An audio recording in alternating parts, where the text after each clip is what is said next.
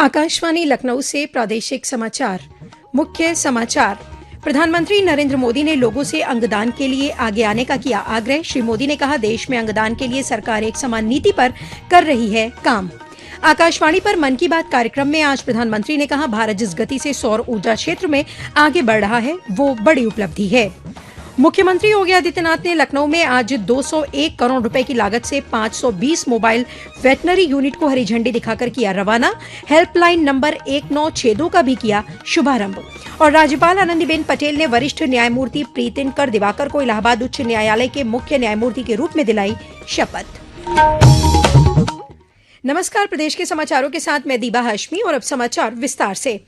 प्रधानमंत्री नरेंद्र मोदी ने लोगों से अंगदान के लिए आगे आने की अपील की है। आकाशवाणी से मन की बात कार्यक्रम की 99वीं कड़ी में आज उन्होंने कहा कि ऐसे जरूरतमंद लोगों की संख्या काफी अधिक है जो अंगदान की प्रतीक्षा कर रहे हैं। प्रधानमंत्री ने इस बात पर संतोष व्यक्त किया कि केंद्र सरकार अंगदान के लिए देश में एक समान नीति लाने पर काम कर रही है। श्री मोदी ने यह भी कहा कि अंगदान के लिए राज्यवासी होने की शर्त को हटाने का निर्णय लिया गया है। इससे लोग किसी भी राज्य में अंगदान के लिए अपना पंजीकरण करा सकेंगे।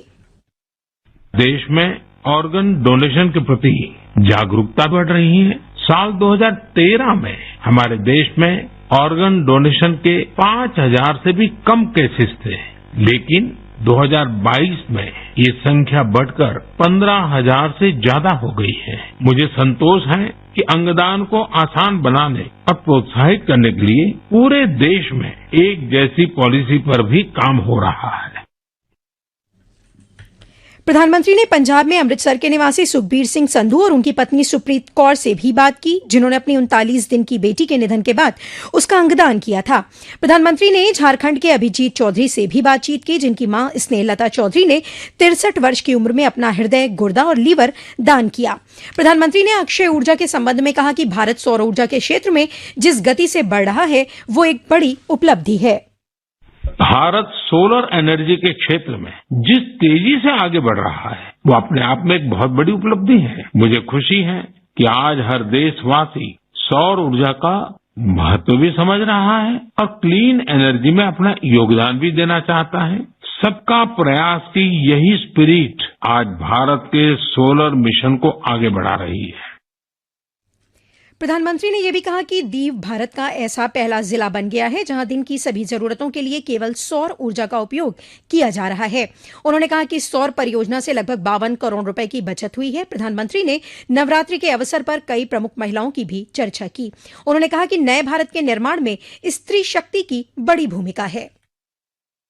आज भारत का जो सामर्थ्य नए सिरे से निखर कर सामने आ रहा है उसमें बहुत बड़ी भूमिका हमारी नारी शक्ति की है। हाल फिलहाल ऐसे कितने ही उदाहरण हमारे सामने आए हैं। हमारी बेटियां आज भारत और भारत के सपनों को ऊर्जा दे रही है। नारी शक्ति की ये ऊर्जा ही विकसित भारत की प्राणवायु है। प्रधानमंत्री ने सुरेखा यादव की चर्चा की, जिन्होंने एशिया की पहली महिला लोको पायलट बनकर कीर्तिमान बनाया है। सुश्री सुरेखा वंदे भारत एक्सप्रेस की पहली महिला लोको पायलट हैं। श्री मोदी ने ऑस्कर विजेता वृत्तचित्र द एलिफेंट विस्पर्स की निर्माता गुनीत मोंगा और निर्देशक कार्तिकीर गोंजाल्विस की भी चर्चा की। प्रधानमंत्री ने कहा कि उन्होंने हाल ही में राष्ट्रीय आपदा मोचन बल की जाबाज बेटियों से मुलाकात की, जिन्हें भूकंपग्रस्त तुर्की की मदद के लिए भेजा गया था। प्रधानमंत्री ने कहा कि रमजान का महीना शुरू हो गया है और अगले कुछ दिनों में रामनवमी भी मनाई जाएगी। उन्होंने कहा कि महावीर जयंती, गुड फ्राइडे और ईस्टर भी बहुत दूर नहीं है। श्री मोदी ने कहा कि अप्रैल के महीने में 2 महान विभूतियों महात्मा ज्योतिबा फुले और बाबा साहेब अंबेडकर की जयंती मनाई जाती है। श्री मोदी ने कहा कि आजादी के अमृतकाल में इन दोनों महापुरुषों से सीखने और प्रेरणा लेने की जरूरत है।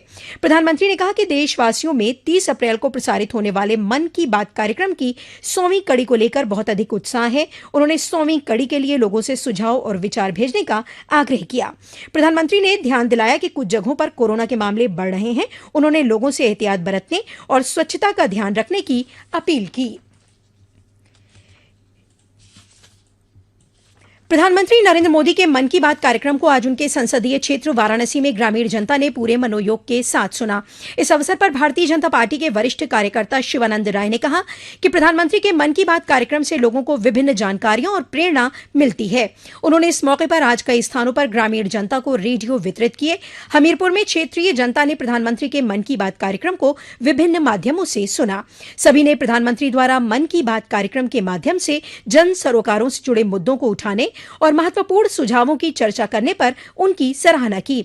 बदायूं में विभिन्न बूथों पर भाजपा के जनप्रतिनिधियों के साथ लोगों ने प्रधानमंत्री के मन की बात कार्यक्रम को सुना। उन्होंने मन की बात कार्यक्रम में प्रधानमंत्री और जनता के बीच सीधे संवाद का एक सशक्त माध्यम बताया। ये समाचार आप आकाशवाणी लखनऊ से सुन रहे हैं। मुख्यमंत्री योगी आदित्यनाथ ने आज लखनऊ में एक कार्यक्रम में पशुधन स्वास्थ्य एवं रोग नियंत्रण योजना के अंतर्गत 201 करोड़ रुपए की लागत से 520 मोबाइल वेटनरी यूनिट को हरी झंडी दिखाकर रवाना किया। इस अवसर पर उन्होंने टोल फ्री हेल्पलाइन नंबर 1962 का भी शुभारंभ किया।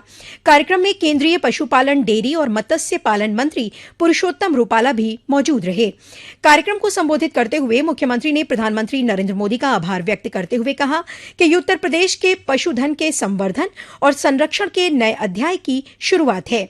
उन्होंने कहा कि प्रदेश के विभिन्न जनपदों में हेल्पलाइन नंबर के माध्यम से मोबाइल वेटनरी यूनिट का लाभ प्राप्त किया जा सकता है।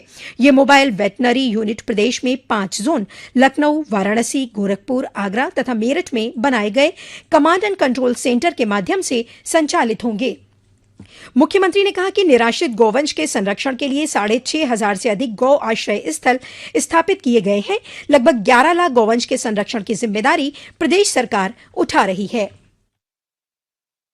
520 मोबाइल वेटनरी यूनिट 201 करोड़ रुपए की लागत से उत्तर प्रदेश को प्राप्त हुई और 5 अलग अलग जोन में, यानी उसको अब सेंट्रलाइज नहीं डिसेंट्रलाइज करते हुए अलग अलग जोन में भी हमें कार्यों को देखने का, उसकी समीक्षा करने का एक अवसर प्राप्त होगा कि कैसे अलग अलग कंपनियां इन कार्यक्रमों के साथ जुड़ी हुई हैं और जो कार्यक्रम आगे बढ़ाएंगे, क्वालिटी के साथ सेवाएं उपलब्ध करवाएंगे, उसे प्रोत्साहित करने का कार्य भी सरकार करेगी।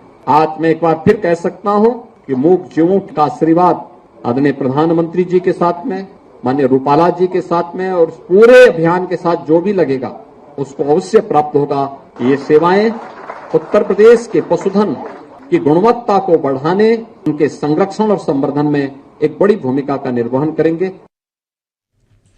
केंद्रीय पुरुषोत्तम रूपाला ने कहा कि भारत सरकार के सहयोग से पशुओं के टीकाकरण के लिए मोबाइल वेटनरी यूनिट शुरू की गई है। केंद्रीय मंत्री ने कहा कि भारत विश्व में दुग्ध उत्पादन में प्रथम स्थान पर है, वहीं उत्तर प्रदेश भारत में पहले नंबर पर है। मोबाइल वेटनरी यूनिट का उद्देश्य सभी जनपदों में पशुपालकों को पशु चिकित्सा एवं स्वास्थ्य से संबंधित सभी सेवाएं निःशुल्क तथा समयबद्ध तरीके से उपलब्ध कराना है। राज्यपाल आनंदीबेन पटेल ने वरिष्ठ न्यायमूर्ति प्रीतिनकर दिवाकर को आज लखनऊ उच्च न्यायालय के मुख्य न्यायमूर्ति के रूप में शपथ दिलाई। आज इलाहाबाद उच्च न्यायालय के मुख्य न्यायमूर्ति के रूप में शपथ दिलाई। शपथ ग्रहण समारोह में प्रदेश सरकार की तरफ से मंत्री सुरेश खन्ना, प्रदेश के महाधिवक्ता अजय मिश्रा तथा बड़ी संख्या में न्यायिक अधिकारी उपस्थित रहे। भारतीय जनता पार्टी के सांसद वरुण गांधी ने आज पीलीभीत जनपद में पूरनपुर विकासखंड क्षेत्र के कई गांवों में जनसंवाद कार्यक्रमों में भाग लिया और जनता की समस्याओं के निराकरण के लिए अधिकारियों को निर्देशित किया। श्री गांधी ने किठौरा कला में बन रहे उप संभागीय कार्यालय का निरीक्षण भी किया। प्रदेश में पोषण पखवाड़ा 20 मार्च से 3 अप्रैल तक मनाया जा रहा है। इसी क्रम में कासगंज में विभिन्न संगठनों और आंगनबाड़ी कार्यकर्त्रियों द्वारा रैली और विविध कार्यक्रमों के माध्यम से लोगों को जागरूक किया जा रहा है।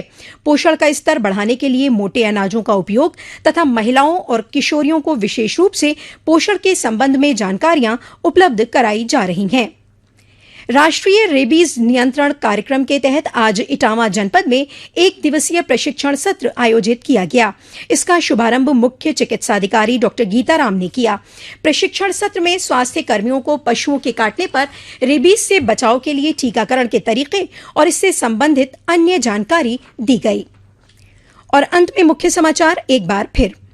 प्रधानमंत्री नरेंद्र मोदी ने लोगों से अंगदान के लिए आगे आने का किया आग्रह। श्री मोदी ने कहा, देश में अंगदान के लिए सरकार एक समान नीति पर कर रही है काम। आकाशवाणी पर मन की बात कार्यक्रम में आज प्रधानमंत्री ने कहा, भारत जिस गति से सौर ऊर्जा क्षेत्र में आगे बढ़ रहा है वो बड़ी उपलब्धि है। मुख्यमंत्री योगी आदित्यनाथ ने लखनऊ में आज 201 करोड़ रुपए की लागत से 520 मोबाइल वेटनरी यूनिट को हरी झंडी दिखाकर किया रवाना। हेल्पलाइन नंबर 1962 का भी किया शुभारंभ। और राज्यपाल आनंदीबेन पटेल ने वरिष्ठ न्यायमूर्ति प्रीतिनकर दिवाकर को इलाहाबाद उच्च न्यायालय के मुख्य न्यायमूर्ति के रूप में दिलाई शपथ।